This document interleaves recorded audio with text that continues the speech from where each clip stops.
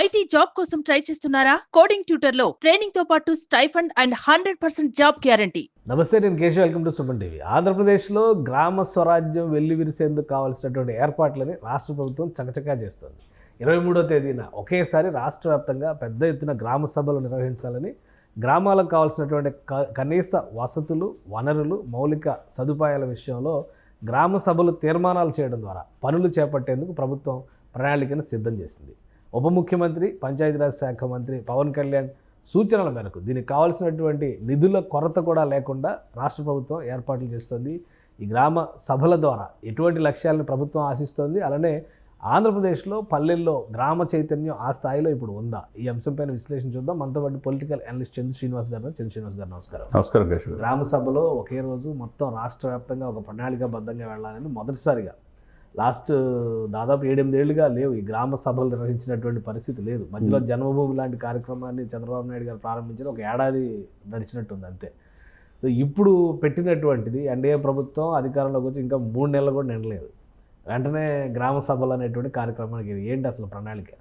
డెఫినెట్గా అండి, గ్రామాలు దేశానికి పొట్టుగొమ్ములు సార్. గ్రామాలు బాగుంటేనే దేశం బాగుంటుంది, రాష్ట్రం బాగుంటుంది. అది విస్మరించారు గతం. గత 5 సంవత్సరాలు పూర్తిగా, మీరు అన్నట్టు 7 సంవత్సరాల నుంచి లేదనుకోండి. ఆ రోజుల్లో చంద్రబాబు నాయుడు గారు ఉన్నప్పుడు దక్షిణ కొరియా నుంచి జన్మభూమి అని, తర్వాత ప్రజలు అవన్నీ కూడా తీసుకొచ్చారు. శ్రమదానం అనేక దేశాన్ని స్ఫూర్తిగా తీసుకొచ్చాడు. ఆ తర్వాత క్రమంలో ఆయా పార్టీలు అన్నీ కూడా నిర్లక్ష్యం చేసినాయి. ఎందుకంటే గ్రామాన్ని నిర్లక్ష్యం చేస్తే, ఆ గ్రామాల అభివృద్ధి నొచ్చుకోపోతే ఆ రాష్ట్రం ఏమీ హ్యాపీగా ఉండదు కదా. మీరన్నట్టు అంటే first time in the state of Andhra Pradesh history, ఈ 5 సంవత్సరాలు, గత 5 సంవత్సరాలు తీసేయండి, 13,326 గ్రామాల్లో గ్రామ సభలు పెట్టడం అంటే నిజంగా గ్రామాలకు స్వరాజ్యం వచ్చినట్టే. అంతే కదండి. అది కూడా ఆ యొక్క గ్రామీణాభివృద్ధి పంచాయతీరాజ్ శాఖ మంత్రిగా ఇష్టపడి కోరి తీసుకున్నాడు పవన్ కళ్యాణ్ గారు, డిప్యూటీ సీఎం గారు. మీరన్నట్టు ఆయన కోరిక మేరకు నిన్ననే 1,452 కోట్లు రిలీజ్ చేశారు. దాంట్లో 998 కోట్లు గ్రామాలకి, గ్రామీణ ప్రాంతాలకి, అర్బన్ పట్టణాలకి 450 కోట్లు కేటాయించడం మనం చూసామండి. గత 5 సంవత్సరాలు నిర్లక్ష్యానికి గురైనాయి. అసలు డబ్బులే లేవంటారు. మీకు పలు ఇంటర్వ్యూలో కూడా ఇదే మాట్లాడుకుంటున్నారు. ఒకవైపు అప్పులు, 8.5 లక్షల కోట్లు అప్పు చేశాడు, మొత్తం 10.5 లక్షల కోట్లు అప్పు ఉంది, 6,000 కోట్లు నెల నెల అప్పు తీర్చాలా, వడ్డీ వేయాలా, ఎలా వస్తాయి డబ్బులు అని మీరు మొన్న కూడా ప్రతి ఇంటర్వ్యూలో అడుగుతున్నారు. కానీ కేంద్రంతో సత్సంబంధాలు ఎప్పుడైతే ఏ రాష్ట్రం మనగలుగుతుందో, ఆ కేంద్రానికి రాష్ట్రానికి మంచి సహృద్భావ వాతావరణం ఉంటే ఈ సాధ్యమవుతుంది. వాళ్ళతో విభేదాలు పెట్టుకున్నారనుకుని ఎక్కడికక్కడ కట్ అవుతూ ఉంటాయి. ఇప్పుడు ఫండ్స్ ఉంటాయి, సఫిషియెంట్ ఫండ్స్. కేంద్రానికి ఇవ్వాల్సిన సర్కారీ కమిషన్ మన ప్రకారం ప్రకారం రాష్ట్రానికి కేంద్రాల మధ్య నిధులు వస్తూ ఉంటాయి. ఆయా రాష్ట్రాలకి ఇవ్వాల్సిన ఇది గ్రామీణాభివృద్ధి కావచ్చు, పంచాయతీలు కావచ్చు, రోడ్లు కావచ్చు, మ్యాచింగ్ గ్రాంట్ల ద్వారా ఇస్తారు. అది ఇట్లే చేసుకునే విధానాన్ని బట్టి ఉంటుంది. గత ప్రభుత్వంలో జలజీవన మిషన్లో ఎంత నిరుపయోగమైనవి. మ్యాచింగ్ గ్రాంట్ ఇవ్వకపోతే మురిగిపోయినాయి. అది దాని మీద దృష్టి పెట్టి, దానికి ఏం కావాలి? అనుభవం కావాలి. 4.5 దశాబ్దాల అనుభవం, ఏది చేస్తే ప్రజలు మనల్ని పొందగలనేది అది చంద్రబాబు నాయుడు గారు తెలుసు. ఆ అనుభవం చూస్తా, ఆయన మార్గదర్శకంగా ఆయన ఇదిలో పాఠాలు నేర్చుకుంటా పవన్ కళ్యాణ్ గారు ఉన్నారు. ఎక్కడ బెషజాలకు పోట్లా ఆయన అడిగాడు. 1,452 కోట్లు ఈరోజు రిలీజ్ చేశారంటే ఆయన రివ్యూ చేశారు పంచాయతీరాజ్ అధికారులతో. నెక్స్ట్ సీఎం దగ్గరికి వెళ్ళారు. ఏం కావాలి గ్రామాలు? రేపటి రోజున 23వ తారీఖున, ఈ రోజున రాష్ట్ర వ్యాప్తంగా ఇన్ని గ్రామాల్లో చేసి పనికి అదే ఉపాధి హామీ పనులపైన రైతులను కూడా ఇంక్లూడ్ చేసేసి, అంటే ఆ రోజు తీర్మానాలు చేసి అది పనిచేస్తున్న పంచాయతీరాజ్ వ్యవస్థకి, అంటే గ్రామాలకి తీర్మానం మేరకు పనిచేస్తున్న పంచాయతీరాజ్ వ్యవస్థ, అంటే గ్రామాలకు అంత ఇంపార్టెన్స్ ఇచ్చి రేపు చేయబోతున్నారు. దాంట్లో భాగంగా ఆయన అన్నమయ్య జిల్లా రైల్వే కోడుకు చెందిన ఆ ఊరిని మైసూరావారిపల్లిలో గ్రామ సభల్లో స్వయంగా పాల్గొనటం, అందులో ముఖ్యంగా రాయలసీమ ప్రాంతాన్ని ఆయన ఎంచుకోవటం ఒక మంచి పరిణామంగా మనం చూడాలి. అన్నమయ్య జిల్లాలో ఒక ఫుల్ ఫ్లెడ్జ్డ్ పర్యటన కూడా ఉంటుంది అన్నారు. రాజంపేట వెళ్తారు. రాజంపేట ఇది అయిపోయిన తర్వాత, గ్రామ సభ అయిపోయిన తర్వాత రాజంపేట పరిధిలో, ముందు రైల్వే కోడు పరిధిలో అనేది ఇదండి మైసూరావారిపల్లి. అది గ్రామ సభను పూర్తి చేసుకొని ఈయన రాజంపేట నియోజకవర్గంలో ఎంటర్ అవుతాడు. ఆ రాజంపేటలో కదా అన్నమయ్య ప్రాజెక్టుని సందర్శించడం, తర్వాత పులపత్తూరు గ్రామాన్ని సందర్శించడం, అంటే ఒక రకంగా రాయలసీమలో ఒక ఉత్సాహం ఉంటుంది. ఎందుకంటే రాయలసీమలో ప్రాతినిధ్యం అంతగా లేదు జనసేనకి.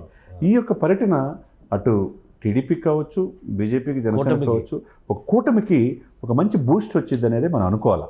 రేణిగుండించి అట్లా ఆయన మార్గాన్న అక్కడ సందర్శించటం, రేపటి నుంచి గ్రామ సభల్లో అన్నమయ్య ప్రాజెక్ట్ని కూడా సందర్శిస్తారని. అన్నమయ్య ప్రాజెక్ట్ని సందర్శిస్తాడు. లాస్ట్ టైం గేట్లు కొట్టుకుపోయినాయి. ఇవన్నీ కూడా పరిణామం ఏంటంటే ఎక్కడైతే ఈ ప్రాజెక్టులు రాయలసీమ ఏంటి కరువు కోరల్లో అంచున ఉంటుంది. చాలా ప్రభుత్వాలు నిర్లక్ష్యం చేస్తున్నాయి. గత ప్రభుత్వంలో కూడా ఆ ప్రాజెక్టు నిర్లక్ష్యం చేశారని సాక్షాత్తు షర్మిల గారు ఆరోపించారు. మరి ఆరోపించినప్పుడు ఈ కూటమి ఆ ప్రభుత్వం చేసిన తప్పుల్ని సరిదిద్దుకొని మంచి మార్గంలో రాయలసీమకు చేయాలి కదా.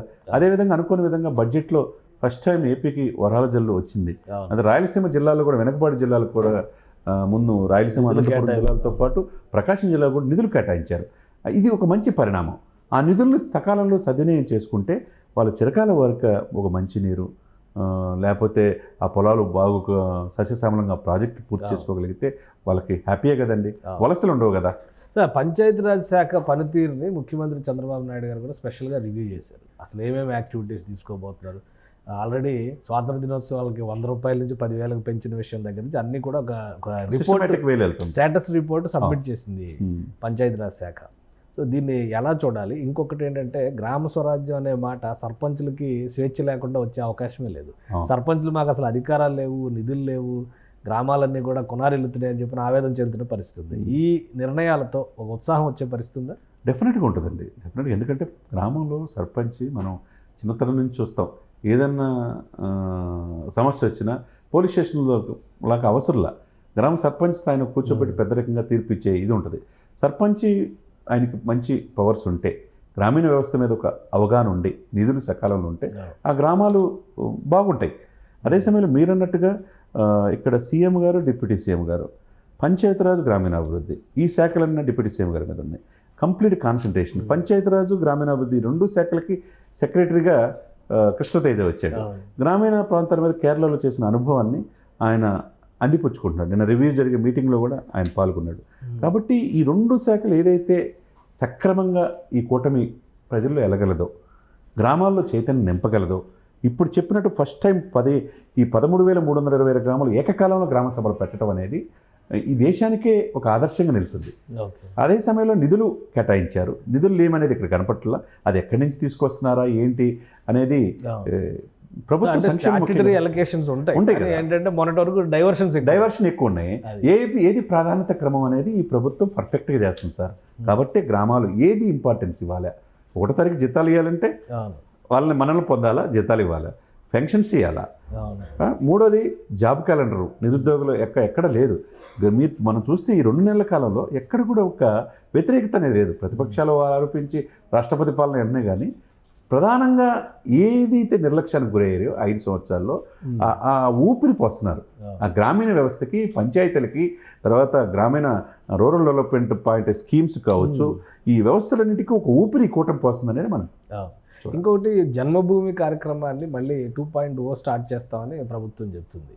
7,500 కిలోమీటర్ల మేర గ్రామీణ రహదారులను అభివృద్ధి చేస్తాం. ఇవన్నీ దానికి కూడా ఒక ప్రణాళికని జనవరి నుంచి ప్రారంభిస్తాం. అది వండర్ఫుల్ అండి చెప్తున్నారు చంద్రబాబు నాయుడు గారు. జన్మభూమి కంటే ముందర గ్రామ సభల్లో ఈ సమస్యలు పరిష్కారం అవ్వవా? ఎందుకు జన్మభూమి పైన మళ్ళీ ఫోకస్ పెడుతున్నారు? అంటే జన్మభూమి అని ఒక వేదిక సార్. మేము డిగ్రీ చదువుకునే కాలంలో కేశవ్ గారు సీమూల్ అండాంగని దక్షిణ కొరియా నుంచి స్ఫూర్తిగా తీసుకున్నాడు ఈ జన్మభూమి.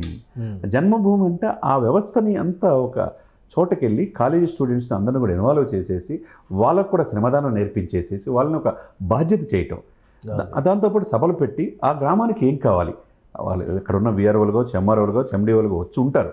ఉంటే ప్రజల సమస్యల్ని తీర్చే ఒక వేదికగా జన్మభూమి గతంలో ఇంప్లిమెంట్ అయ్యేది.